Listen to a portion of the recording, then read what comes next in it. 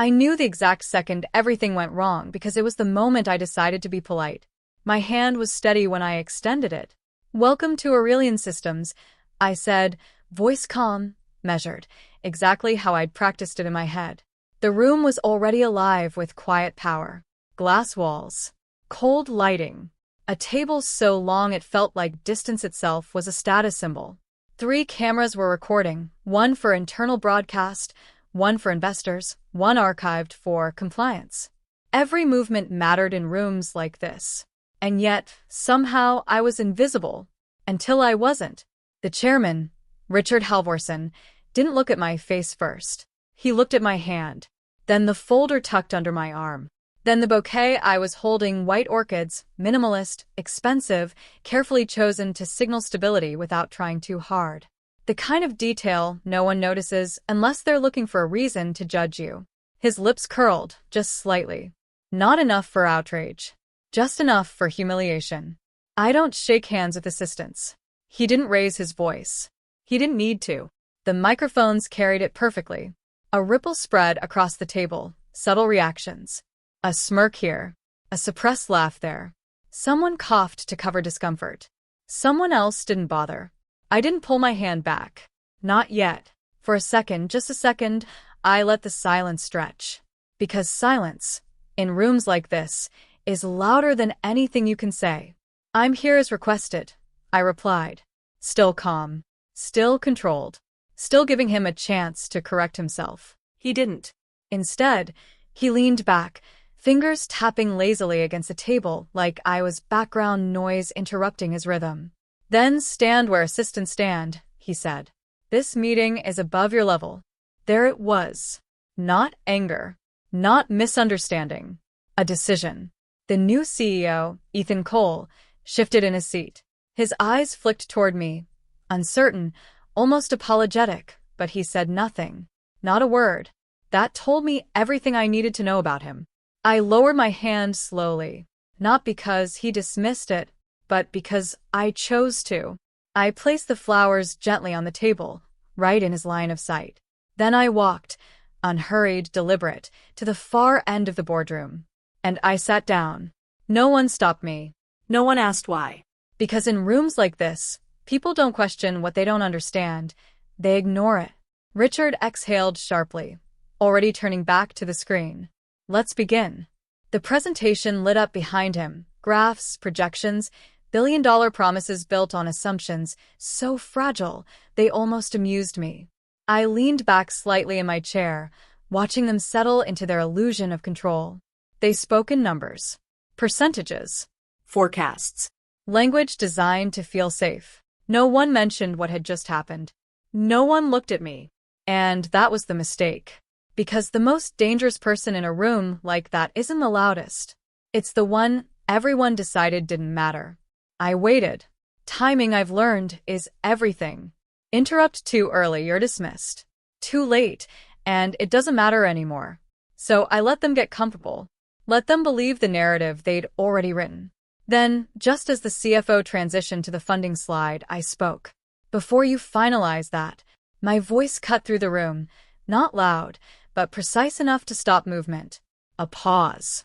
Annoyance flickered across Richard's face as he turned slowly. "We're not taking input from support staff," he said. "You can submit notes afterward." A few heads nodded, relieved to return to hierarchy. Control. Familiar structure. I met his eyes.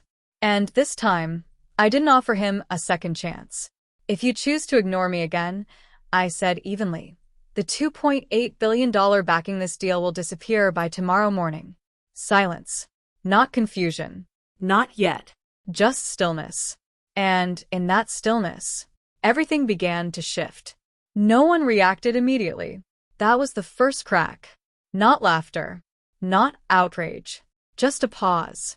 Like the room itself didn't know how to process what I had just said. Then it came, predictable, forced. A director near the middle let out a sharp laugh. "Okay, that's enough," he said, waving his hand like he was brushing dust off the table. "Let's stay professional." Another chimed in quickly, almost desperate to restore order. "We're in the middle of a scheduled review." Richard smiled again, but it wasn't the same smile anymore. It was thinner, Tighter. Controlled. Sit quietly, he said. You've made your point. I haven't, I replied. And that's when a few heads finally turned. Not all, but enough. They were starting to feel it now, that subtle shift, the kind that doesn't announce itself, but settles under your skin. The CFO, Marcus Delaney, hesitated mid-slide. His finger hovered over the clicker. For a brief second, his eyes flicked toward me, then toward Richard. A silent question. A dangerous one. Continue, Richard snapped. Marcus nodded, but slower this time. He clicked to the next slide.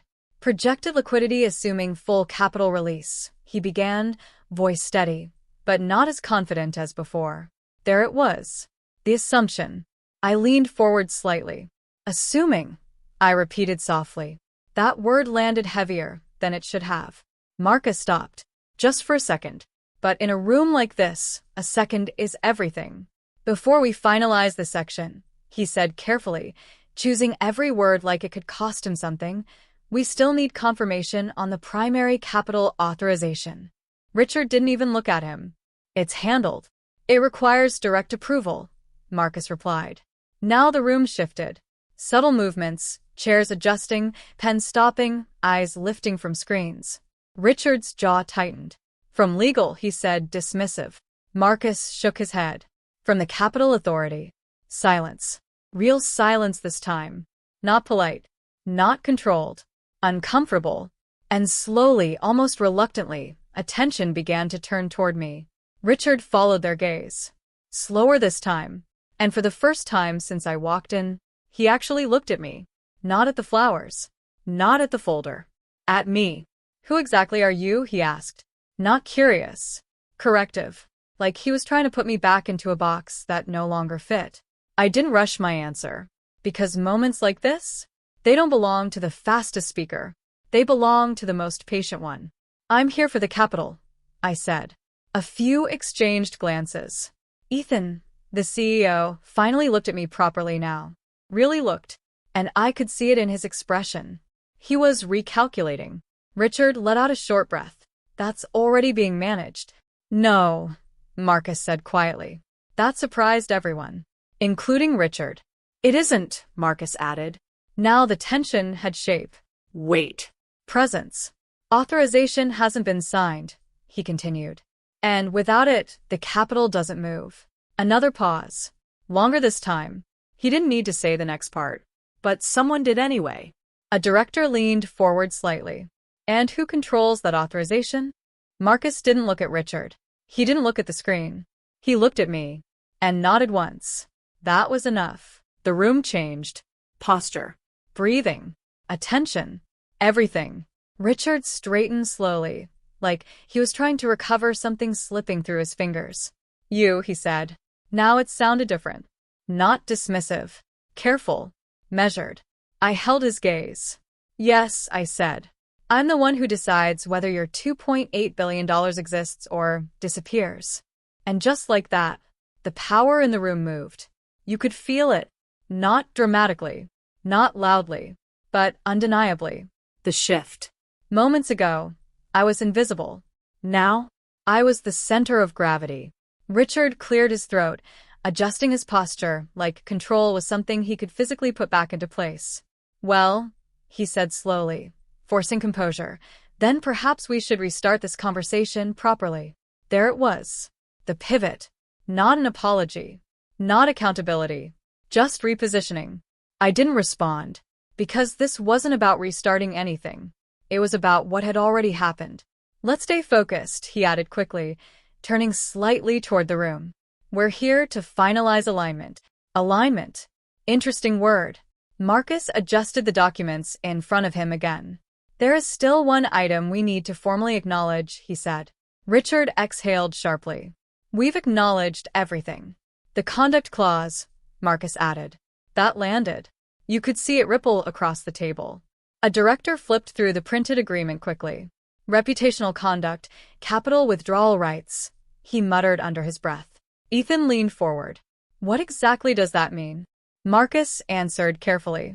It ties the release of capital to behavior during negotiations and closing. A pause. Any conduct that damages reputational standing allows immediate withdrawal. Another director read further. Doesn't require intent. Only documented impact. The room went still again. Richard waved his hand dismissively. Standard language. No, Marcus said quietly. It was revised. At that point, I spoke.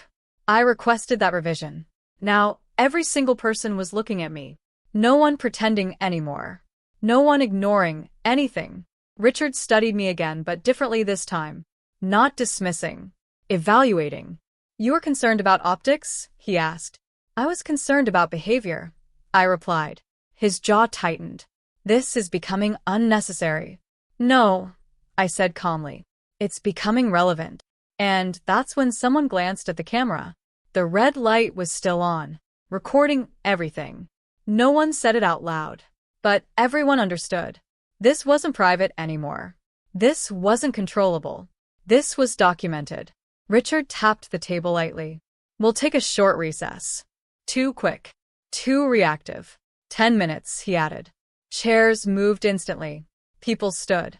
Conversations broke out in low voices, controlled but urgent. No one looked at me directly as they walked out. Not out of disrespect anymore. Out of calculation. Distance. Risk. I stayed seated for a moment longer. Watching. Who avoided eye contact. Who glanced back. Who whispered. Who panicked. Then I stood and walked out into the hallway. The air felt different outside. Cooler. Quieter. More honest. Two directors near the window stopped talking when they saw me. One gave me a polite nod. Funny. That respect hadn't existed 10 minutes ago. Richard walked past me on his phone. It's posturing, he muttered. We'll handle it. Still pretending. Still not understanding. Marcus approached carefully. Ms. Vale, he said softly. We should talk before we go back in. Not yet, I replied. He nodded. He knew. I walked toward the far end of the hallway. Pulled out my phone. No hesitation. One call. It rang once. Yeah, a voice answered. Withdraw everything, I said. A pause. All of it, he asked. All of it. Another pause. Reason. I looked back toward the boardroom doors. Conduct, I said. Then I ended the call. And just like that, their future was already gone. They just didn't know it yet. When I walked back into the room, everything looked the same. That was the illusion. Same chairs. Same water glasses. Same presentation frozen mid-slide. But something underneath it had already collapsed. We'll resume, Richard said. His voice was controlled again. Too controlled. Like someone holding together something already breaking. I took my seat, placed my phone face down. Didn't touch it again. Didn't need to. Marcus resumed. Liquidity runway based on current capital. His phone buzzed. He stopped. Looked down. His expression changed. Not dramatically, but enough. Then another phone buzzed. And another. A chain reaction. Silence your devices, Richard snapped. No one moved. Marcus was still staring at his screen, color draining from his face. Is there a problem? Richard asked. Marcus swallowed. The capital, he said slowly, has been withdrawn. Silence. Heavy. Immediate. That's not possible, a director said quickly. It was executed, Marcus replied. Full amount. You could feel it now. Not tension. Collapse. Richard stood abruptly. You can't just pull that kind of capital. I met his eyes. I already did. No anger. No raised voice. Just truth. You signed an agreement, he said. There was a clause, I replied. This is an overreaction. No, I said. This is a consequence. Phone started ringing now. Not buzzing. Ringing. Outside world catching up. Markets reacting. Investors panicking. Inside the room, reality finally landed. This meeting is suspended, Richard said sharply. No, another voice said. Calm. Firm. Final. The lead independent director. We proceed. That was the real turning point. Not the money. Not the withdrawal. Authority shifting. We address governance, he continued. Now. Richard looked around. Searching. For support. For alignment. For control. But it was gone. No one backed him. Because at some point, self-preservation wins over loyalty. Motions were made, seconded, recorded, efficient, cold, final. The board places Chairman Halvorsen on administrative leave. No objections, not even from him, because deep down, he knew this wasn't sudden. This was earned. The CEO appointment? Suspended. Committees formed. Reviews initiated. Language precise. Consequences irreversible. Within minutes, the man who controlled the room didn't exist in it anymore. And the silence that followed wasn't uncertainty. It was aftermath. 9:24 p.m., April 28, 2026, Mohammed Hamza. They asked me to stay. Of course they did. Not directly at first. It came wrapped in careful words. Polished tone. Reconstructed respect. We can move forward, the lead director said. Once we stepped into a smaller room. Revised structure. Better governance. Full transparency. I listened. Every word. Every promise. Every adjustment they suddenly believed would fix everything. Then I shook my head. This was never about structure, I said. A pause. It was about how you treat people when you think they don't matter. Silence. He didn't argue, because there was no argument left. We can correct that, he tried. You can try, I replied. But I won't be the one funding the experiment. That was it. Clean. Final. No anger. No drama. Just clarity. By afternoon, the story was everywhere. Headlines focused on the number. $2.8 billion. Withdrawn. Market shock. Leadership crisis. Analysts debated if it was too extreme. They always do. Because people like simple narratives.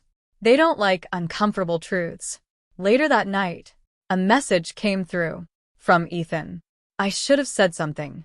I stared at it for a moment, then typed back. You had the moment. Sent. No explanation. No emotion. Just truth. Because that's the part people misunderstand. Power isn't loud. It doesn't announce itself. It doesn't need titles. Sometimes, it sits quietly at the far end of a table, watching, waiting, giving you every opportunity to show who you are. And when you fail, it doesn't argue. It doesn't fight. It simply walks away and takes everything with it. I didn't lose anything that day. I protected it. My time. My value. My standards. And most importantly, myself. Because respect isn't something you request. It's something you enforce. And if someone shows you clearly that they don't see your worth, believe them. Then act accordingly. That's the real lesson. Not revenge. Not power. Choice. If you were in that room, would you have spoken? Or stayed silent? Because in moments like that, silence has a cost. And sometimes, it's billions. And just like that, everything they built started falling without a single loud argument. Not because I shouted. Not because I fought. But because I simply refused to be treated like I didn't matter. In that moment, they finally understood something too late. Power isn't in titles. It's in decisions. And respect? It's never given to the loudest voice in the room. It's given to the one who knows when to stay silent and when to walk away. I didn't take revenge. I just stopped protecting people who never respected me in the first place. And that was enough to change everything. If this story hit you even a little, you already know what to do. Because sometimes, the real victory is not proving people wrong. It's removing yourself from the place where you were never valued.